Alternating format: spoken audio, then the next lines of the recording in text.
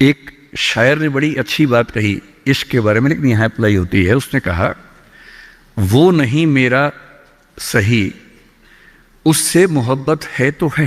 भाई किसी से मोहब्बत है, नहीं हो पाया मेरा, कोई बात नहीं। वो नहीं मेरा मगर उससे मोहब्बत है तो है। अब ये रस्मों और रिवाजों से बगावत है तो है। अगर मैंने एक सही बात कह दी और वो रस्म रिवाज के खिलाफ है तो है, मैं क्यों डरूंगा। जो मुझे ठीक लगा, अपने ईमान के मुताबिक लगा, मैंने कहा तो मैं करूंगा।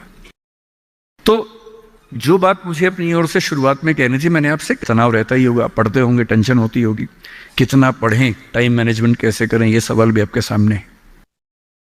मैं आपसे, देखिए मेरा काम चीज़ों को आसान करना है। मैं दिल्ली में पढ़ाता हूँ IAS के बच्चों को, तो मैं उनको भी ये कहता हूँ कि चीज़ें मुश्किल तो कोई भी कर सकता है, चीज़ें आसान करना मुश्किल है, और हमें तो चीज़ें आसान करनी है। इस दुनिया में कोई भी ऐसा एग्जाम नहीं जिसके लिए आपको 24 घंटे पढ़ने की जरूरत है। अगर आप दिन में 8, 10, एक लेवल के बाद 12 घंटे पढ़ते हैं तो ये बहुत है। इसलिए मैं आपसे कह रहा हूँ, शुरुआत के लिए 8 घंटे की पढ़ाई, 8 घंटे की नींद और 8 घंटे बाकी सब चीज़ें, खेलना कूदना, वो बहुत ज़रूरी है।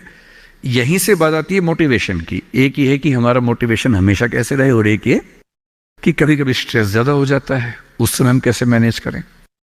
आपकी उम्र में स्ट्रेस ज़्यादा होने की वजह यह भी है कि आपके हार्मोन्स इस उम्र में ज़्यादा, उनमें वाइब्रेशंस होते हैं, तो मूड स्विंग ज़्यादा होते हैं। जैसे जैसे आप मैच्योर होते जाएंगे उम्र के साथ, आपके मूड स्विंग्स कम हो जाएंगे। जैसे आपके पेरेंट्स हैं, आप देखेंगे, स्पेशली फादर को आप देखेंगे, आपके फादर आमतौर पर इमोशनल बातों से बहुत प्रभावित नहीं होते होंगे। जैसे आप कहेंगे, पापा आज मेरी फ्रेंड ने मुझे छोड़ दिया, पापा कहेंगे कोई बात नहीं। आपके अंदर से आंसू छूट रहे हैं, आपका मन कर रहा है मैं क्या कर लूं, आग लगा दूं, जंगल में जाके क्या कर दूं, इमोशंस ऐसे उछल रहे हैं आपके। पापा क्या बोल रहे हैं, कोई बात नहीं, कोई और मिल जाएगा उससे बेहतर, ठीक है।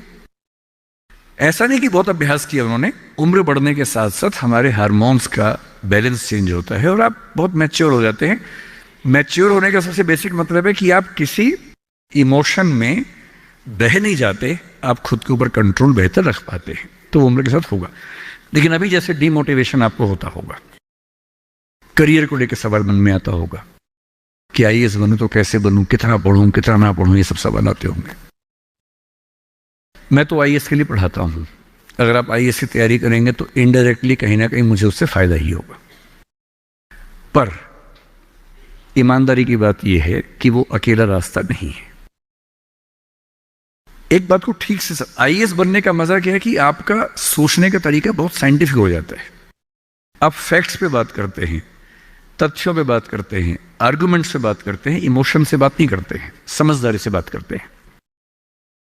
हमारे देश में जो आबादी है, वो आबादी, अब सेंसस जब भी होगा पता लगेगा, पर हम मान के चलते हैं कि वो आबादी लगभग 145 करोड़ के आसपास इस समय हो चुकी है। पूरे इंडिया की बात अगर हम करें, 145 करोड़ में से अगर मैं कहूं कि जो लोग 21 साल या 18 साल से मान लीजिए 30 की उम्र के बीच में है, इन 12 साल में है, मेरे ख्याल से ये आबादी भी कम से कम 12, 15, 20 करोड़ के आसपास तो होगी ही होगी।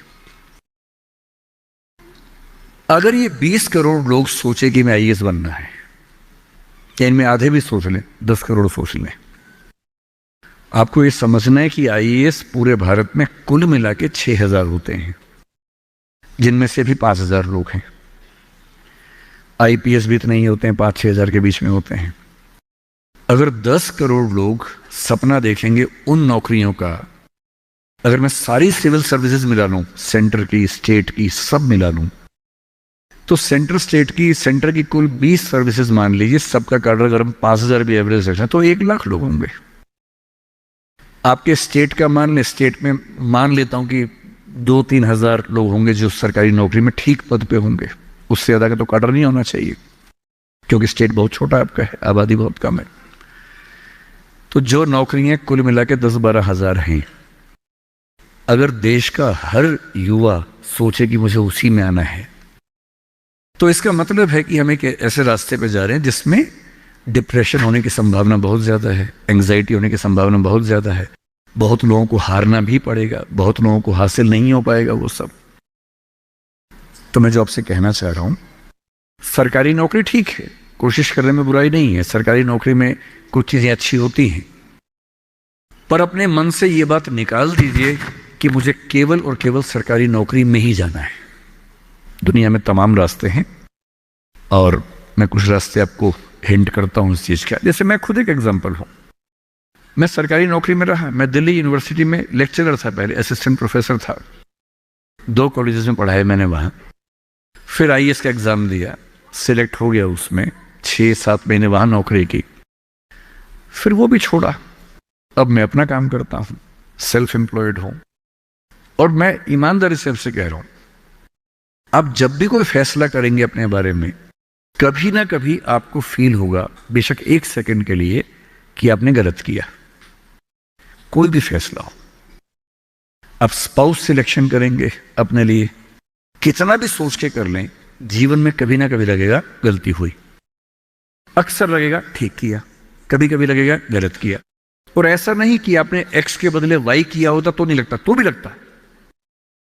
दिक्कत ये नहीं है कि मैं एक्स को चुनूं या वाई को चुनूं, आप जिसको भी चुनेंगे पूरा पैकेज साथ में आता है, अच्छी चीजें भी खराब चीजें भी। जो अच्छा आएगा उस पर आपका ध्यान नहीं जाएगा क्योंकि वो तो फॉर ग्रांटेड है। जो मिल जाता है वो मिट्टी हो जाता है, कोई वैल्यू नहीं करता उसको। जो मिस हो जाता है वो चुभता है। और जो चीज दूसरे ऑप्शन में अच्छी थी इसमें नहीं, आप बार बार वो देखते, अरे यार वो ठीक था, अरे यार वो ठीक था। जबकि वहां 12 प्रॉब्लम्स थी, यहां 2 प्रॉब्लम है। पर हमारी ह्यूमन कॉन्शियसनेस ऐसी है कि जो छूट गया उस पर नजर ज्यादा जाती है, जो मिल गया मिट्टी हो जाता है। एक बड़ा प्रसिद्ध शेर मैं कई बार कोट करता हूं, मतलब दुनिया जिसे कहते हैं जादू का खिलौना है, मिल गया वो मिट्टी है, नहीं मिला वो सोना है। जो नहीं मिलता है ना वो बड़ा परेशान करता है। ये नौकरी के मामले में भी है। पर मैं ईमानदारी से कह रहा हूं कि मुझे आज तक जिस एक फैसले पर 1 सेकंड के लिए भी नहीं लगा कि मैंने गलत किया, वो नौकरी छोड़ने का फैसला है। मुझे आज तक नहीं लगा कि मैंने गलती की, क्योंकि मुझे लगता मैंने एकदम ठीक किया। मैंने अपने स्वधर्म, अपने नेचर के अनुसार सही किया। इस बच्चे ने बड़ा खूबसूरत सवाल पूछा कि आप आईएएस एलाइड की नौकरी छोड़ के टीचिंग में क्यों आ गए। मैं इस सवाल में दूसरा सवाल जोड़ देता हूं। हमारे सामने प्रेम सिंह जी बैठे हैं, मुख्यमंत्री जी बैठे हैं, वो टीचिंग की नौकरी छोड़ के पॉलिटिक्स में क्यों आ गए। 2 एग्जाम्पल्स हैं आपके सामने। इन दोनों में एक तारतम्य है, एक रिदम है, एक लय है दोनों में। वो टीचर बने, उनको फील हुआ कि उनका स्वधर्म टीचिंग से ज्यादा कुछ और है।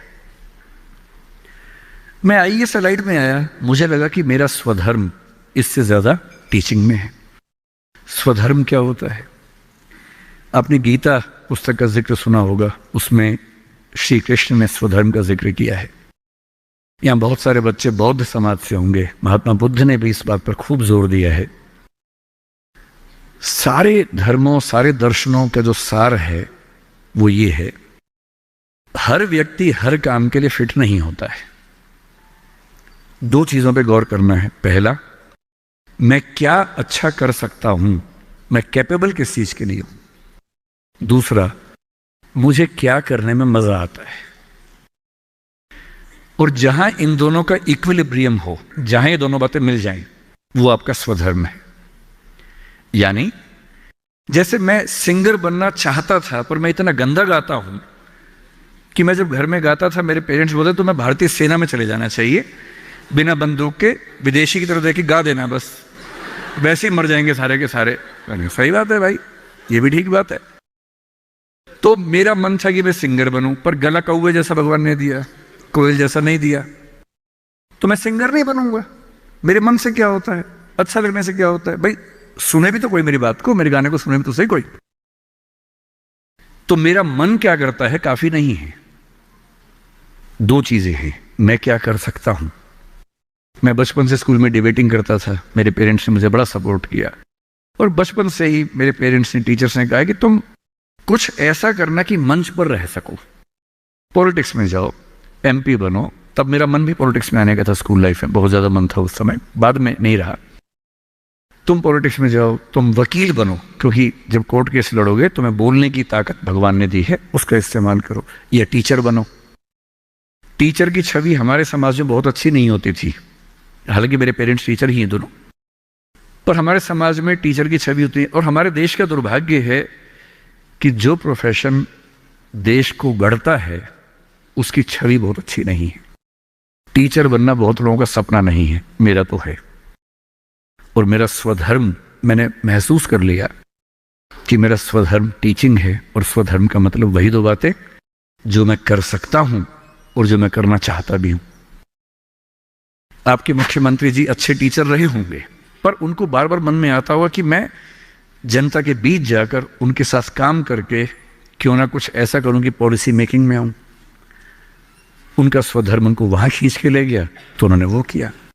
और इस दुनिया में जो भी सफल इंसान आपको देखे, कोई भी सफल व्यक्ति देखे, किसी भी फील्ड का हो, आप हमेशा देखेंगे वो वही व्यक्ति है जो अपने स्वधर्म पे चल रहा है, जिसने वही रास्ता चुना जो उसकी क्षमताओं यानी कि कैपेबिलिटीज और उसके इंटरेस्ट यानी कि इसकी इच्छाओं से मैच करता था।